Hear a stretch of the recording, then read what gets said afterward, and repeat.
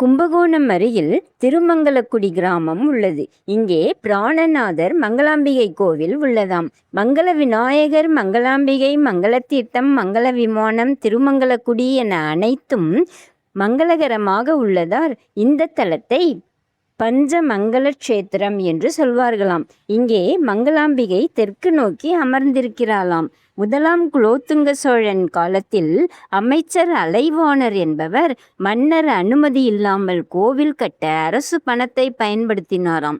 இதை தெரிந்து கொண்ட அரசர் அமைச்சருக்கு மரண தண்டனை விதித்தாராம். தண்டனைக்கு பின் தன் உடலை திருமங்கலக்குடிக்கு கொண்டு செல்ல வேண்டும் என அமைச்சர் கேட்டுக்கொண்டதன் பேரில் உடல் அங்கு எடுத்து செல்லப்பட்டதாம். அமைச்சரின் மனைவி சிவபெருமானிடம் கதறி வேண்டிக் கொள்ள அமைச்சர் உடனே உயிர் பெற்று எழுந்தாராம். அதனால் இங்கிருக்கும் சுவாமிக்கு அமைச்சருக்கு உயிர் கொடுத்ததால் பிராணநாதர் என்றும் அம்மனுக்கு மங்களாம்பிகை என்றும் பெயர் வந்ததாம்.